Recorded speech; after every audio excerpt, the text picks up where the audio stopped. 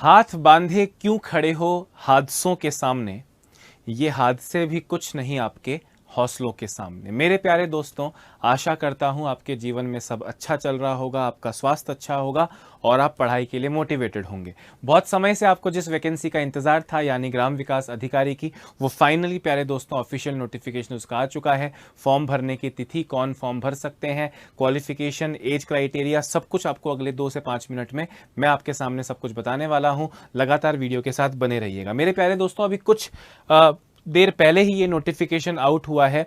Website जो अपने अधीनस्थ बोर्ड की है rsmssb.gov.rajasthan.gov.in पर, और 3896 पोस्ट्स की घोषणा की गई है, जिसमें से 3200 समथिंग नॉन टीएसपी हैं, शेष टीएसपी होंगे।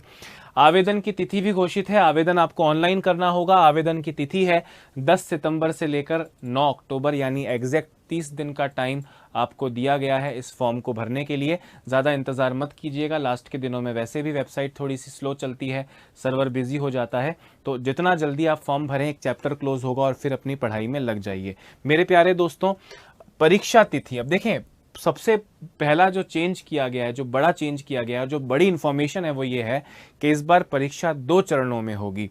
पहला सिर्फ क्वालिफाइंग एग्जाम होगा, जिसमें 15 गुना लोगों को सेलेक्ट किया जाएगा। उसके बाद में मेंस होगा, जिसके मार्क्स के तहत मेरिट लिस्ट बनेगी।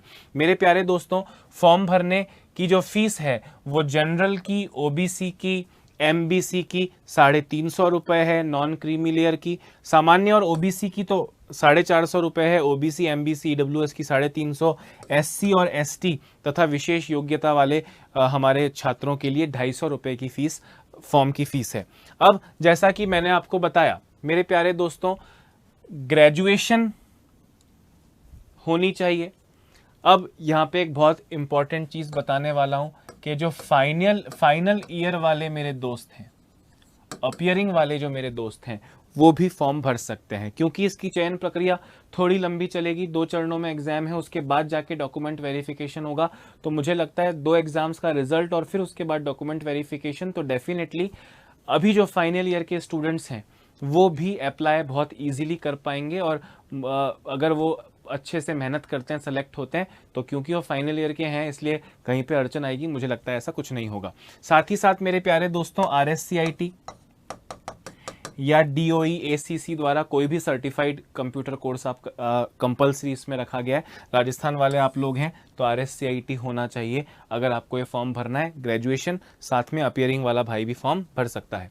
अच्छा, अब सामान्य वर्ग, भैया एज की अगर बात करें तो 18 से 40, जो कि अधिकतर परीक्षाओं में हमें देखने को मिलता है। सबसे इंपॉर्टेंट चीज, सारी कैटेगरीज की छूट है जो पहले मिलते आई हैं कि ST SC का 5 साल का छूट है, जनरल में महिलाओं को 5 साल की छूट है, ST SC OBC MBC महिलाओं को 10 वर्ष की छूट है।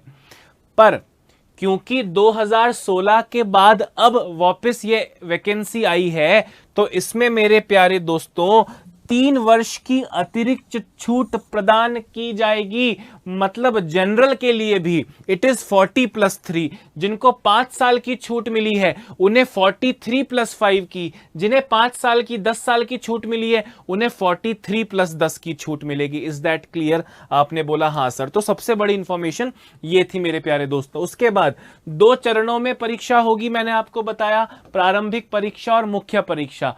प्रथम चरण में प्रारंभिक परीक्षा का आयोजन किया जाएगा। प्रारंभिक परीक्षा केवल क्वालिफाइंग इन नेचर, पास होना है।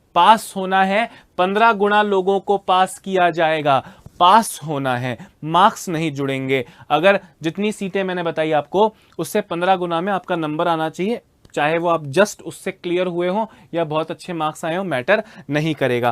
प्रारंभिक परीक्षा का आयोजन संभवतः दिसंबर 2021 में किया जाएगा, ऐसा भी लिखा हुआ है। एक्सपेक्टेड टेंटेटिव डेट जो है वो दिसंबर की है। और मुख्य परीक्षा मेरे प्यारे दोस्तों फरवरी 2022 में की जाएगी टेंटेटिवली, अभी इतना बताया गया है। सिलेबस अभी नहीं बताया गया है, तो सिलेबस जब बताया जाएगा वापस आपके सामने आऊंगा।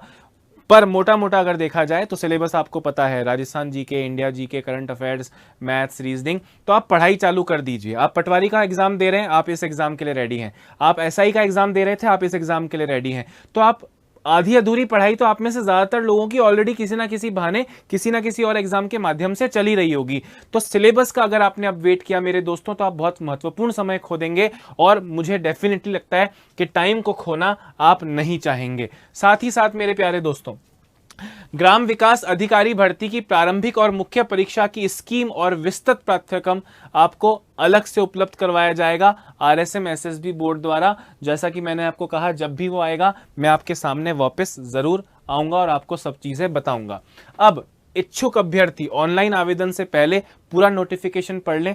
कमेंट बॉक्स में और डिस्क्रिप्शन में एक लिंक दिया जा रहा है, उसमें आपको पूरा नोटिफिकेशन मिलेगा। जैसा कि मैंने आपसे कई बार कहा है, अलग अलग मौकों पर जब मैं आपके सामने आता हूं, मैंने आपसे कहा उत्कर्ष चाहे परीक्षा कोई भी हो, जब तक तोड़ेंगे नहीं तब तक छोड़ेंगे नहीं। उत्कर्ष हर मौके पर आपके साथ खड़ा है, फिर चाहे वो ऑनलाइन माध्यम हो चाहे वो ऑफलाइन माध्यम हो। तो डिस्क्रिप्शन में एक और लिंक साथ में आपको दिया गया है, जो कि सीधे आपको उत्कर्ष ऐप पर ग्राम सेवक अधिकारी के ऑनलाइन कोर्स तक आपको पहुंचा देगा।